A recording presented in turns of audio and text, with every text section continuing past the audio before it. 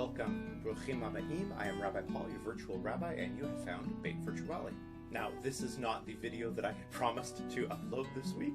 Short story. The video I had originally wanted to do was now already in 2 parts, and it was about to become 3, and this is the 3rd part, which is more of a meta video, so that when I film most of my videos, I can say, if you're uncomfortable as you watch this, please click on the link down below, so I can address what to do when we take in information that makes us feel uncomfortable. Now, this might sound a little bit absurd, but really, if there's anything that's going to cause us to feel a sense of challenge, it's religion, which falls into the same category these days as politics.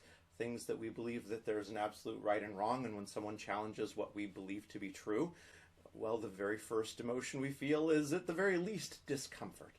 And so I want to go ahead and help us walk through how to possibly approach that. Now, there's a lot of reasons that that might be important as you come to my channel. First of all, I actually am trying to make everyone feel a little bit uncomfortable. I believe that all spirituality is based on not being satisfied with where we are.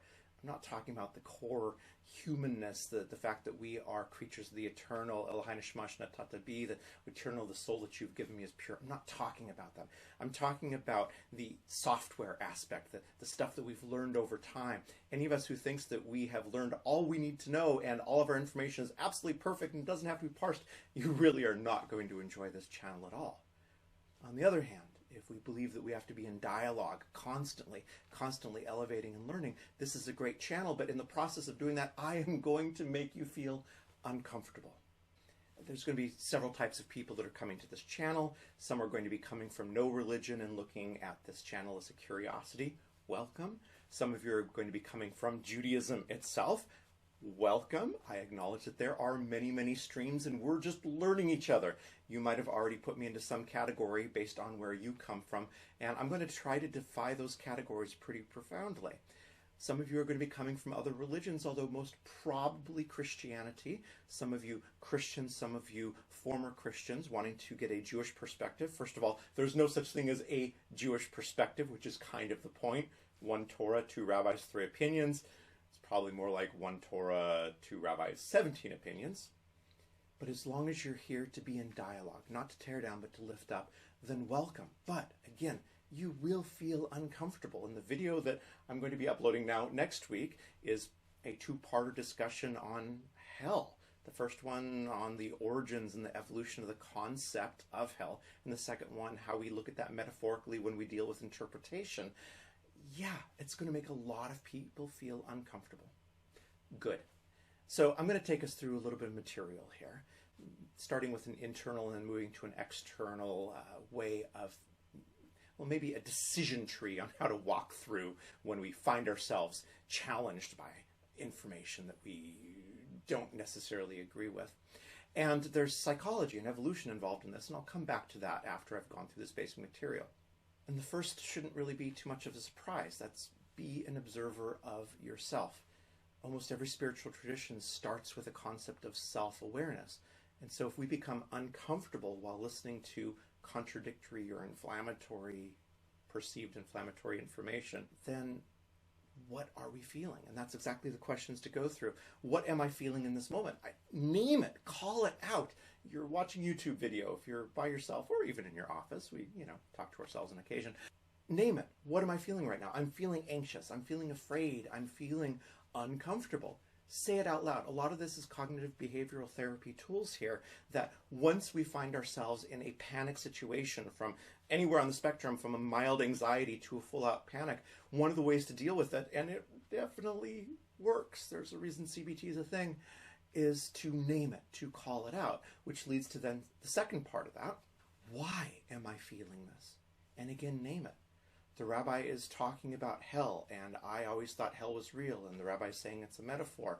Oh my goodness, the rabbi is obviously going to... Okay. I'm trying to not be too sarcastic here, but the reality is if you believe something, and I call that thing a myth, that's going to make you feel uncomfortable. And I'm going to call things myths all the time. And I'm not actually meaning to insult anyone. I'm using that as a technical term. Myth doesn't mean wrong, false, or bad. It just means it's not necessarily literal in the same way that a documentary might attempt to be objective. And then finally, and I'm going to go into a little bit more detail on this later on because it's worth delving into a bit, is there actually any real danger at the time? Now, when I say real danger, I mean real danger. Is there a bear coming at me through the woods who's incredibly hungry? And I'm not even trying to be sarcastic there, because the part of our brain that tells us we're in danger does not differentiate between us feeling uncomfortable when we hear contradictory information and us feeling fear because there's a bear that's about to eat us. So I want to get into that a little bit later. So the second decision tree to go through, I hope this doesn't just count for me, but counts for anyone that you watch, and that is be aware of the messenger. Be aware. Who am I? What am I trying to get at? Because the first question we go through, as we're aware of with whom we are in dialogue, whether that's passive watching a video or active in adult education or whatever the case may be there, but does the person that we are listening to have an agenda? Are they willing to be honest about that? Hey, everyone, I've got an agenda. I promise you. I'll get into a little bit more of the agenda as we go through the next few videos. Some of it should already be obvious, but if it's not, ask it in the comments. Join us for education. Ask the questions to address in the podcast. I absolutely have an agenda, and I have a reason for it. And if you ask me, I'm going to be honest about it. If your messenger says they have no agenda, that's worth delving into. Maybe they don't. Most likely they do, and if they're not aware of their own agenda or they're lying about it, that might be something worth taking into account.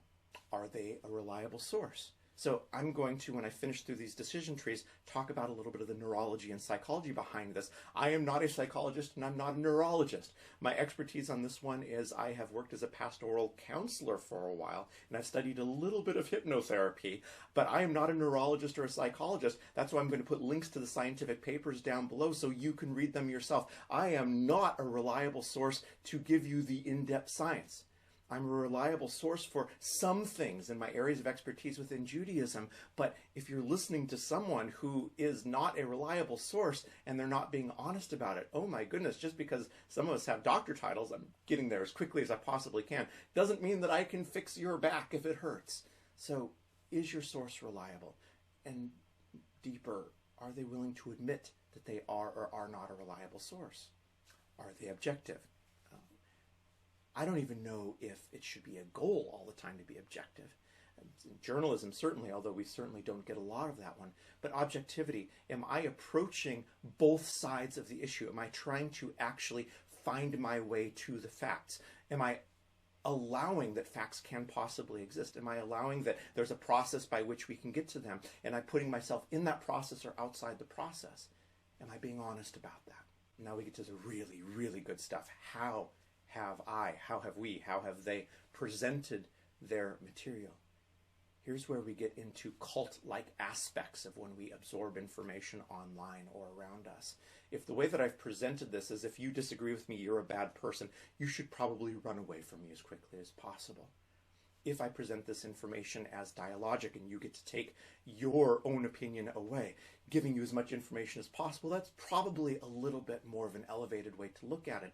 But how many people are trying to draw you in by creating a quality of who you are as a person, how your soul is, based on your ability to listen to them? You're either with me or you're against me. If we're engaged in that, that is also worth taking into account. And the last one, and this is a biggie, is the information falsifiable? Now, I'm dealing with religion right here, so some things that are articles of faith that are not actually in the category of falsifiability, but am I willing to admit that? Right? Am I using circular arguments there? The Bible's true because the Bible says it's true is not actually an argument unless you already believe that the Bible is true, and just repeating it doesn't make it more true. But if I present something as fact, and you find out that there's a contradiction or other ideas to that that are also factually based, that's worth knowing. And if someone says, you cannot contradict this because I am giving revealed truth, oh, is that a difficult place to be? Within Judaism, Judaism as it exists today is based on the Talmud. And the Talmud is a series of dialogues and stories captured over hundreds and hundreds of years with literally thousands of different rabbis. And when there's a question asked, what is the law for this? Only roughly 50% of the time is there an answer that says this is the definitive law, meaning the rest is a capturing of dialogue. And yet we have people all over our religion that says there's only one way to look at this. run away from them as quickly as you possibly can, because that's not Judaism. That is dogma. That is cult-like behavior. Judaism is either a dialogue or it doesn't exist. Our authenticity as Jews is how we involve ourselves, engage in dialogue, not how well we memorize single possible answers to a question. So regarding the messenger aspect, I want to back up just a little bit and talk a little bit about the psychology and the neurology of this. And we have a phenomenon that's been around for, well, it's been around forever, but that we've been naming in science since about the 50s, called the boomerang effect. Now, the original studies, I'll try to link some of the studies down below, this goes back to the 50s, were based around a real estate game where you would have two people making game deals with each other, and essentially, if the person you were making the deal with was someone who was saying things that you agreed with, in other words, they were filing their information into your file cabinet of what is true within your own belief set, then you were willing to give more money to that person. In other words, we trust people who tell us what we want to hear. Oh, that's uncomfortable to hear, isn't it? This has been proven over and over again. This sort of experimentation has been shown to be true over and over again. Just tell me how much you like someone who is a commentator that has the opposite political stance as you. I don't know what your political stance is, but think of someone who's the opposite and tell me how much you like them, how good looking they are, how much you want to spend time listening to them, how much you want to go out to dinner with them. And the answer for all those is you're feeling very uncomfortable as you're thinking about that. And it doesn't matter what side you're on. If you think of someone on the other side, you are not going to trust them babysitting for you or even looking after your pet. Well, that's exactly how it works. Now, if you have someone who is incredibly odious but tells you the exact right things and believes exactly as you do, you are much more likely to trust them. That's something that should be looked at. Character matters. But yet, we psychologically are more apt to believe that someone with the correct belief has higher character, whether or not they actually do. Now, that's self-observation, jumping into an aspect of the science. Again, I've got a study linked down below from 2016. And this one I've been using in sermons since the study came out. It came out in Nature, and Science, and several other journals. I think I've got the science one linked down below. Essentially what happened is people were put into an MRI so that we could look at what parts of their brain fired when they heard information that validated their political ideas and then questioned their political ideas or gave facts that were contradictory to what they believed to be true. And they did this for political and then non-political issues. Now, I think the way that I've presented this in a few sermons has been a little bit overly simplistic. The point was there, but as I've read more into it, I want to make it a little bit more subtle. And what I've said in sermons is essentially that when you are under an MRI and someone reads to you facts that do not contradict what you hold to be a fact, then your frontal lobe, your processing centers are lighting up. However, if you are read facts that contradict what you believe to be true or hold as a fact, then it is your reptilian brain that lights up. It's actually a little bit more interesting than that. Now, don't forget these studies are dealing with politics, which I think is relevant because politics are starting to find themselves more deeply in the realm of religion, almost an ersatz religion now. And we see that in the tribalism that feels very much like how religions used to fight with each other. Now we're stepping into a religious dogma within our politics.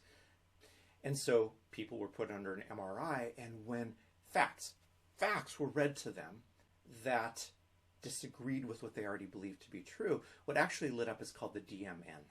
The DMN is the default mode network, also known as the medial frontal parietal network. And what's going on here is fascinating. First of all, this contains your limbic system, so this is indeed your fear response.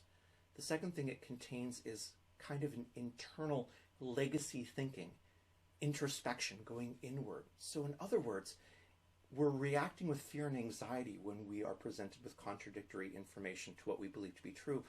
But more importantly than that, rather than absorbing and processing the information objectively and rationally, I think what all of us would say we do, what we're actually doing is we're flipping through a file folder in our brain looking for defenses that we can muster against this information. We're actually trying at a subconscious level to defend ourselves. And I wish I could just put the biggest exclamation point on this in the world, because This is how we are tearing ourselves apart. Our illusion is that we're rational. We're just not rational. Actually going to link one of my favorite videos down below, not a sponsor, just a channel that I've been watching about how we are not rational beings. It gave us no survival benefit to be rational beings. Our psychology is not based on being rational, but yet we have that illusion. So as we're processing things non-rationally, we have the illusion that we are, and therefore, well, it gives us the ability to look at people who disagree with us and see them as bad or evil. And in reality, we weren't designed to take in rational information. So what do? Well, go back to the steps. It's self-awareness and awareness of the messenger. It's calling it out. It's talking ourselves through it. It's making ourselves conscious of those things. By the way, this is all spirituality. This is exactly the way that Zen develops over time. We first of all become aware of the correct way to do minor tasks before we can start delving into the great mysteries of the soul. Judaism is the exact same thing. Maimonides said, I perform the mitzvot for the sake of the community, meaning that if we are highly evolved spiritually, which I am not, then we have no need to have spiritual practice. But for the rest of us, there's a reason that we have rules around prayer and what we eat and whatnot. It's not because some bearded person in the sky is going to zap us if we eat the wrong thing. It's because we need to work on our awareness. Well, it's the same sort of thing. We need to work on our awareness as we listen to information. All right, so past all that one, like I said, I'm going to link to this in a lot of videos, so you're either choosing to play through this or you've already turned this off, and it's going to be fascinating to see what your comments are, because I would love to discuss this further. But let's talk a little bit about how Beit Virtuali fits into this. So here it is, the basis or the main bias of Beit Virtuali. Number one, religion is not ex nihilo, meaning it didn't come from nothing. All religion is part of a process. It begins and it evolves and it goes somewhere. Yet in order to make that meaningful, in order to create a narrative that's meaningful, we oftentimes present our histories as ex nihilo events, a revelatory event like Mount Sinai.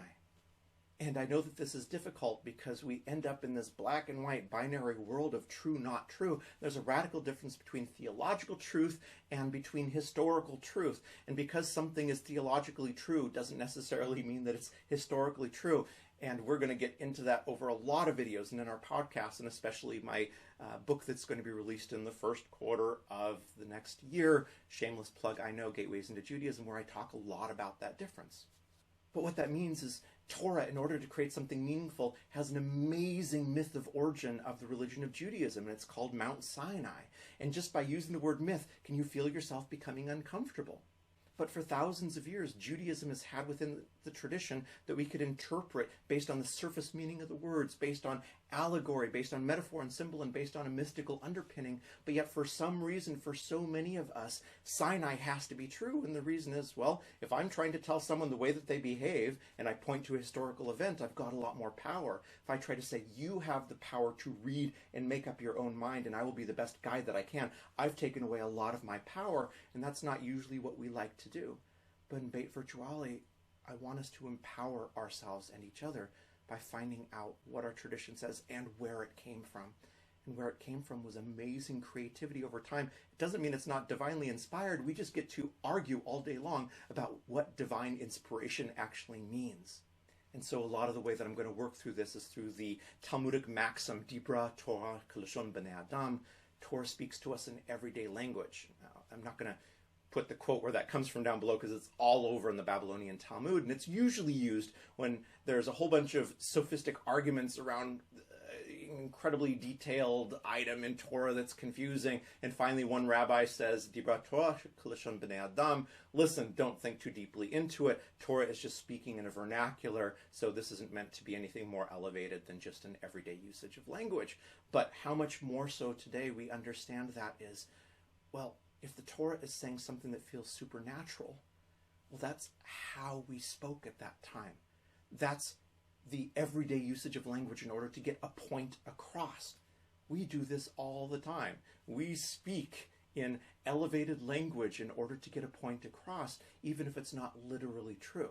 The problem is if we don't know this, if we're not given permission to have an expansive theology by our religious leaders, then we're stuck in this idea of either or. Either our traditions are true or they're not. And when we're reacting against these stories in our traditions, we're reacting against the literal telling of that story. So when someone says, I reject Judaism, they're not usually rejecting the complex dialogue over time. They're rejecting the version they learned that they were 12 by a religious school teacher who wasn't willing to be in dialogue with complexity. And boy, oh boy, is that no knock on religious school teachers, because I've met some amazing ones. But there's also some out there who are the reason that people no longer will go to shul or will engage in religious thought to begin with. Torah is rich and beautiful and highly stylized, but also put into a shorthand. So I'm going to close out the video today by giving a little bit of an example. This is once again an absolute shameless plug. It's an excerpt from my forthcoming book, and it tries to illustrate this idea that Torah needs to speak to us in a certain way to get a point across that might now obfuscate what actually was going on. Moses entered the tent and sunk into a deep contemplative trance. As his eyes closed, he meditated on the challenges of the day, the difficulties the arguing factions around him experienced as they tried to find a way forward in the wilderness of the unknown that they faced. With all the knowledge, wisdom, and especially the intuition and active dreaming life that made him the ideal leader for this time, a pattern of possibility started to take shape in his mind. That feels to me a very accurate version of what a Moses would have done, a prophet, as they entered into a quiet place in order to figure out how to deal with this moral challenge or this ethical dilemma. Except for Torah doesn't say that. That would make Torah a little bit too long. Instead, what we get is, Vadaber Adonai el Moshe lemor. The Eternal spoke to Moses, saying. So, how are we doing here?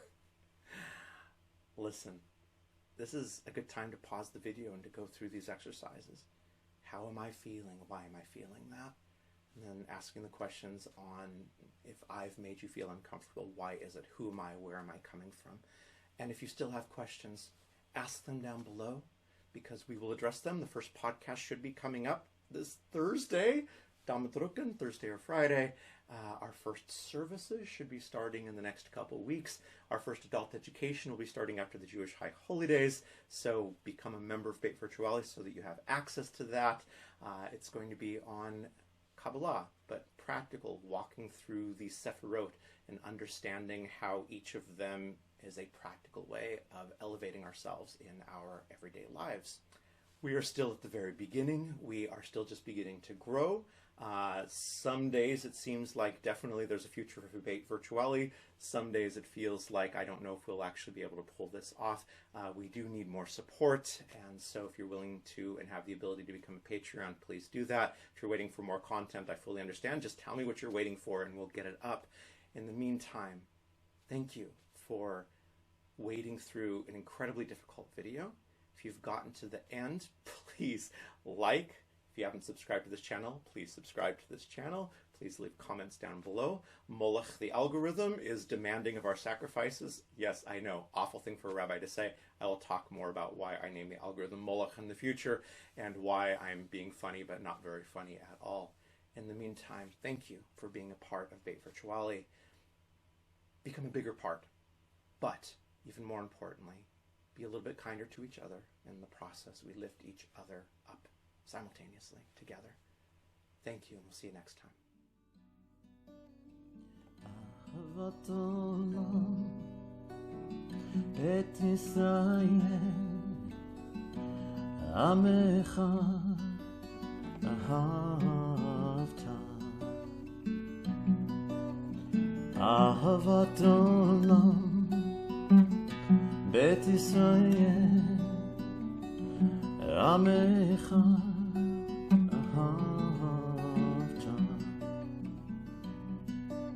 תורה ומצוות חוקים משפטים אותנו לימדת תורה ומצוות חוקים משפטים